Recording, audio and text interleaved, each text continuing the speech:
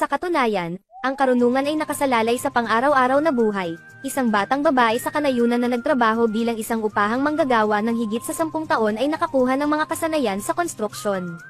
Hindi ba kamakailan lang ni-renovate ang iyong lumang bahay? Nagkataon na wala siyang magawa sa panahong ito kaya hindi na kailangan pang lumabas. Magkasama ang batang babae at ang kanyang asawa, sa simula silang dalawa ay nagtatrabaho sa konstruksyon. Upang makatipid, sa pagkakataong ito ay nagtayo siya ng sarili niyang bahay, at walang balak na maghanap ng tutulong sa kanya. Bahala na silang dalawa para tapusin ang trabaho.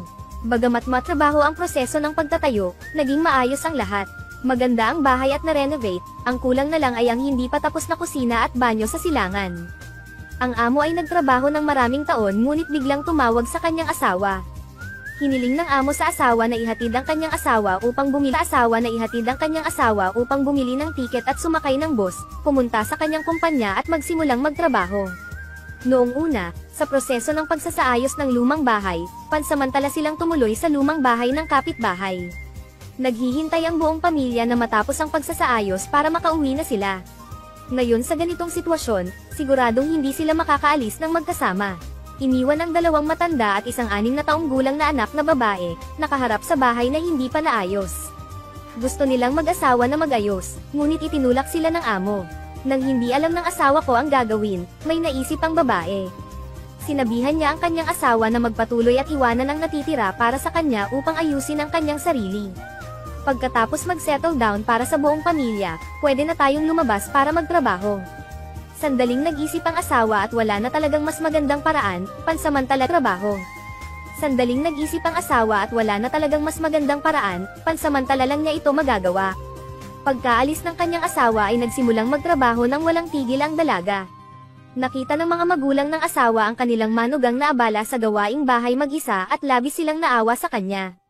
Kahit mabagal ang pagtanda ko, balak ko pa rin pumunta dito at tumulong.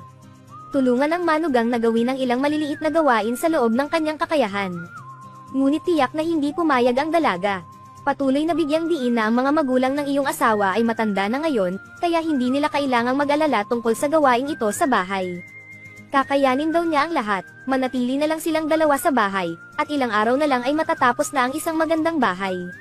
Alam na ang kanilang manugang ay palaging napakamatulungin sa kanila. Nitong mga nakaraang taon, lagi kong inaalagaan ang lahat, hindi ako hinahayaan silang taon, lagi kong inaalagaan ang lahat, hindi ako hinahayaan silang gumawa ng anuman.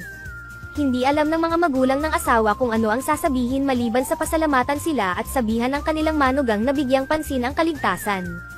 Pagkatapos ay ibalik ang mga bata sa kanilang tirahan. Susunod, tingnan natin kung paano ginawa ng batang babae ang kusina.